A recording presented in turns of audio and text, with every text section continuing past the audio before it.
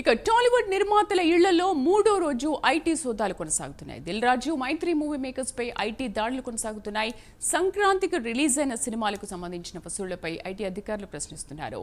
SVC మైత్రి movie makers చివరిగా 2021లో balance sheet సమర్పించాయి. IT అధికారులు ఇంట్లో సోదాలు కొనసాగిస్తుండగా దిల్ రాజు తల్లి అస్వస్థతకు గురయ్యారు. మరోవైపు నిర్మాత నికిటి శ్రీధర్ ఇంట్లో సోదాలు కొనసాగుతున్నాయి. ఐటీ సోదాలపై హీరో వెంకటేష్, డైరెక్టర్ అనిల్ రావిపూడి కూడా స్పందించారు. దీనికి సంబంధించి పూర్తి సమాచారాన్ని కరెస్పాండెంట్ మోహన్ అందిస్తారు. మోహన్, ఎప్పుడూ లేని విధంగా టాలీవుడ్లో గత 3 రోజులుగా ఐటీ శాఖ సోదాలు చేస్తున్నారు. తొలి రోజు అంటే మంగళవారం ఉదయం 6 గంటలకే దిల్ రాజు మైత్రి మూవీ ఆఫీసులకు సంబంధించి వాళ్ళ ఇళ్లకు సంబంధించిన అంటే సదరు నిర్మాతల ఆఫీసులకు సంబంధించి ఐటీ శాఖ అధికారులు వెళ్ళారనమాట. ఫస్ట్ అయితే దిల్ రాజు పేరు వచ్చింది, తర్వాత మైత్రి మూవీ మేకర్స్ పేర్లు వచ్చాయన్నమాట. అసలు ఈ పర్టికులర్గా వీళ్ళిద్దరి పేర్లు ఎందుకు వచ్చాయి, ఎందుకు అసలు ఐటీ శాఖ సోదాలు చేస్తుంది అనుకుంటే, గత ఏడాది అంటే డిసెంబర్లో పుష్ప 2 రిలీజ్ అయింది. తర్వాత ఈ ఏడాది సంక్రాంతిలో 3 సినిమాలను దిల్ రాజు భాగస్వామి వహించారు. అందులో 2టికి ప్రొడ్యూసర్ వహిస్తే ఒక సినిమాకి ఆయన డిస్ట్రిబ్యూటర్గా నేతృత్వం వహించారనమాట. సో ఈ సినిమాలన్నిటికీ కలుపుకొని చూస్తే కలెక్షన్స్ మోర్ దాన్ 600 crores ఉంది.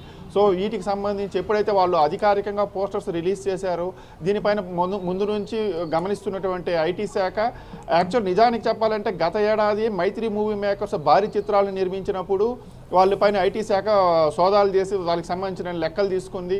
మరి ఇప్పుడు ఎప్పుడైతే ఇంకొకసారి వాళ్ళు నిర్మించినటువంటి పుష్ప 2 సినిమా, అలాగే దిల్ రాజు నిర్మించినటువంటి 3 సినిమాలకు సంబంధించినటువంటి కలెక్షన్స్ వివరాలు అయితే ఎప్పుడైతే బయటకు వచ్చాయో అప్పుడు వెంటనే ఐటీ శాఖ అధికారులు దాడులు చేశారన్నమాట. అంటే కేవలం వీళ్ళనే టార్గెట్ చేసుకుంటున్నారా అనుకుంటున్న క్రమంలో వెంటనే అక్కడి నుంచి వాళ్ళు ఏం చేస్తూ వచ్చారంటే దిల్ రాజు అంటే ఇప్పుడు ఆయన 3 సినిమాల్లో భాగమయ్యారు కాబట్టి అక్కడ నుంచి అంటే ఆయన కేవలం అంటే సత్యరంగయ్య అనే ఫైనాన్సియర్ నుంచి డబ్బులు తీసుకుని వచ్చి ఇన్వెస్ట్ చేస్తుంటారు కాబట్టి ఆ ఫైనాన్షియర్స్ అంటే ఎవరైతే ఈ 3 సినిమాలకు సంబంధించి ఫైనాన్స్ చేశారో ఆ ఫైనాన్షియర్ దగ్గర వాళ్ళకి సంబంధించిన ఆఫీసులకు వెళ్ళి సోదాలు చేశారు. అలాగే దిల్ రాజు కుటుంబ సభ్యులు అంటే వాళ్ళ బ్రదర్ శిరీష్ కానీ వాళ్ళ అమ్మాయి హన్షితారెడ్డి వీళ్ళ అంటే హన్షితారెడ్డి ఊళ్ళో లేకపోయినా కూడా ఆమెని పిలిపించి మరీ ఐటీ అధికారులు అంటే వాళ్ళ ఇళ్లకు వెళ్ళి సోదాలు చేశారు, ప్రశ్నల వర్షం కురిపించారు. అలాగే మైత్రి మూవీస్ చూసుకుంటే నిర్మాతలు నవీన్ ఎర్నేని, యలమంచిలి రవిశంకర్తో పాటు CEO చెర్రీ ఆఫీసులో కూడా ఐటీ అధికారులు సోదాలు చేశారు.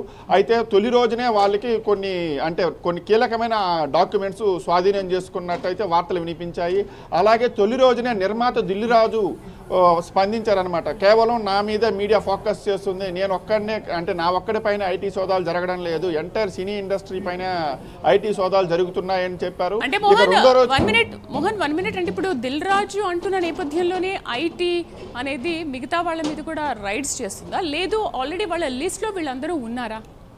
లేదండి, అంటే యాక్చువల్గా వాళ్ళు లిస్ట్ పెట్టుకొని వచ్చారనమాట. లిస్ట్ పెట్టుకొని వచ్చి ఫస్ట్ టార్గెట్ అంటే అదే మనం ఇంతకుముందు చెప్పినట్టు భారీ చిత్రాలు వీలువే కదా. రీసెంట్ టైంలో వచ్చేసి ఒకటి పుష్ప 2 వచ్చింది, నెక్స్ట్ సంక్రాంతికి 1 కాదు 2 కాదు 3 సినిమాలతో వచ్చారు. అంటే మోర్ దాన్ 600 crores అనౌన్స్మెంట్ ఇచ్చారు కలెక్షన్స్.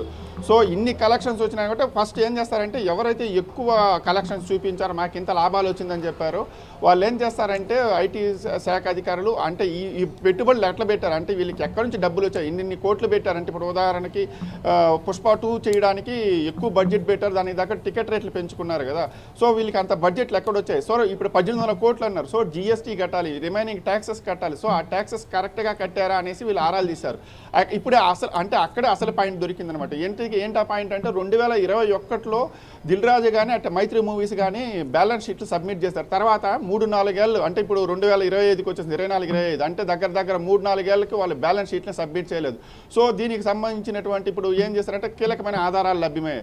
దీనిపైన వాళ్ళు ఆరాలు తీసుకుంటూ వెళ్ళారు. ఈ క్రమంలో ఏమైందంటే సుకుమార్ పేరు కూడా ప్రముఖంగా వినిపించింది. దీంతో 2వ రోజు సుకుమార్ ఇంటి పైన కూడా ఆయన సోదాలు చేశారు. ఆయన దుబాయ్లో 2021లో చివరిసారిగా బ్యాలెన్స్ షీట్ సబ్మిట్ చేశారని చెప్తున్నారు. సో దీనిపైన అంటే ఎందుకు సబ్మిట్ చేయలేదు అనే దానిపైన ఎటువంటి తనిఖీలు కానీ విచారణ కానీ చేపడుతున్నారు. అండ్ 2021లో చివరి బ్యాలెన్స్ షీట్ అంటే ఇంకా ఎవరెవరు బ్యాలెన్స్ షీట్ సమర్పించలేదనే దానిపైన కూడా సోదాలు చేస్తున్నారా? 2021 అంటే దిల్ రాజు మైత్రి మూవీస్కి సంబంధించినటువంటి అంటే వీళ్ళు సబ్మిట్ చేయలేదు, అంటే బ్యాలెన్స్ షీట్ సబ్మిట్ చేయలేదు అంటే ఖచ్చితంగా క్వశ్చనింగ్ చేస్తుంటారు. అంటే మీకు ఇంత డబ్బులు ఎక్కడొచ్చాయి ఏంటని చేశారు. కానీ అధికారికంగా అయితే అటు మైత్రి ఇప్పుడు దిల్ రాజు గారు అయితే అనౌన్స్ చేశారు, నా పైన ఒక్కడిపైన కదా అందరిపైన చేశారు అన్నారే. కానీ అసలు మేము బ్యాలెన్స్ షీట్స్ చేయలేదు, అందుకే అంటే మాకు ఇలాంటి ప్రశ్నలు ఎదురైందని ఎక్కడా స్పందించలేదు. మరోవైపు మైత్రి సంస్థ నుంచి అసలు ఎవరు ఎలాంటి ఇది లేదు. కానీ విశ్వసనీయ అంటే ఇండస్ట్రీ వర్గాల సమాచారం ప్రకారము దిల్ రాజు వాళ్ళ కుటుంబ సభ్యులు అంటే ఇట్లాంటి బ్యాలెన్స్ షీట్లు సబ్మిట్ చేయకపోవడం అనే దానిపైన ఒకటి ఖచ్చితమైన ప్రశ్నలు వచ్చాయనేది ఒకటి. ఇంకోటి మరొక నిర్మాణ సంస్థలో ఒక సిబ్బంది ఏం చేశారంటే కొన్ని ఫోన్స్ సబ్మిట్ చేయాలి కదా, ఐటీ అధికారులు రైడ్ చేసేటప్పుడు ఫోన్స్ సబ్మిట్ చేయాలి. ఒకరు ఫోన్ సబ్మిట్ చేయకుండా ఉంటే దానిపైన వాళ్ళు ఆగ్రహం వ్యక్తం చేసినట్టు కూడా వార్తలు వచ్చాయన్నమాట సోషల్ మీడియాలో. మరోవైపు ఇదే మూడో రోజు చూసుకున్నామంటే అంటే రెండో రోజు సుకుమార్ ఇంట్లో సోదాలు స్టార్ట్ చేసినటువంటి ఐటీ శాఖ మూడో రోజు కూడా కంటిన్యూ చేస్తుంది. ఆయన అంటే దుబాయ్లో ఉంటూ రప్పించి మరీ ఈ అంటే ఆరాలు తీస్తున్నారనమాట. నెక్స్ట్ మూడో రోజు వచ్చేసి రిలయన్స్ శ్రీధర్ అనే నిర్మాత పేరు ప్రముఖంగా బయటకు వచ్చింది. మనకి ఫస్ట్ రోజు అయితే ఫినాన్షియర్ సత్యరంగయ్య పేరు అయితే ఎలా బయటకు వచ్చిందో, మూడో రోజు రిలయన్స్ శ్రీధర్ అనే మరో ప్రొడ్యూసర్ పేరు ప్రముఖంగా వినిపించింది అనమాట. వీళ్ళతో పాటు ఇంక ఎవరెవరు అంటే వీళ్ళైతే ప్రధానంగా టార్గెట్గా కనిపిస్తున్నారు. ఇంకెవరి పేర్లు అయితే బయటికి రాలేదు. బంజారా హిల్స్లో అంటే సాగర్ సొసైటీలో ఉన్నటువంటి దిల్ రాజు 2 ఆఫీసులు, ఆయన నివాసం. First Dil Raju, next Sukumar and ఇప్పుడు శ్రీధర్ అని చెప్తున్నారు, రిలయన్స్ శ్రీధర్. సో ఈ 3 రోజులు ఈ ముగ్గురు. నెక్స్ట్ దీనికి ఉన్న ఇన్ఫర్మేషన్ ప్రకారం చూసుకుంటే ఇప్పటి వరకు చేపట్టిన తనిఖీల ప్రకారం చూసుకుంటే నెక్స్ట్ ఇంకెవరు అని ఇన్ఫర్మేషన్ ఏదైనా ఉందా? యాక్చువల్గా ఏం చెప్పారంటే అంటే వచ్చిన సమాచారం ప్రకారం ఇప్పుడు ఎవరైతే సంక్రాంతి టార్గెటెడ్ కలెక్షన్స్నే టార్గెట్ చేస్తారు, అంటే సంక్రాంతి మూవీస్ డిసెంబర్లో రిలీజ్ అయిన పుష్పానే టార్గెట్ చేసుకుని ఐటీ అధికారులు చేశారు. దీనికి సంబంధించిన బ్యాలెన్స్ షీట్స్నే వాళ్ళు చెక్ చేశారు. అలాగే ఆ సినిమాలకు సంబంధించిన డైరెక్టర్లను కూడా క్వశ్చన్ చేస్తారనే ఒక క్వశ్చన్ అయితే బలంగా వినిపించారు. అందుకు కారణం వచ్చి సుకుమార్ ఆయన పుష్ప 2 డైరెక్షన్తో పాటు నిర్మాణంలో కూడా పార్ట్ అయ్యారనే ఒక టాక్ అయితే బలంగా వచ్చింది. దీనివల్ల వెంటనే ఇంకోటి ఏం టాక్ వచ్చిందంటే సంక్రాంతికి అంటే ఎప్పుడైతే సుకుమార్ పేరు వచ్చిందో నెక్స్ట్ సంక్రాంతికి వస్తున్న సినిమా డైరెక్టర్ అనిల్ రావిపూడి పైన కూడా ఐటీ శాఖ అధికారులు సోదాలు చేస్తారు, ఆయన కూడా ప్రశ్నిస్తారనే ఒక క్వశ్చన్ అయితే బలంగా వచ్చింది. దీనిపైన అనిల్ రావిపూడి రీసెంట్ ప్రెస్ మీట్లో ఆయన క్లారిటీ ఇచ్చారు.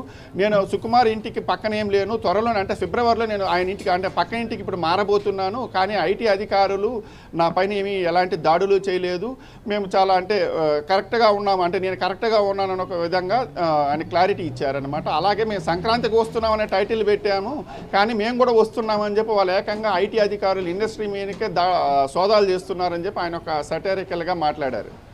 Right Mohan, thank you.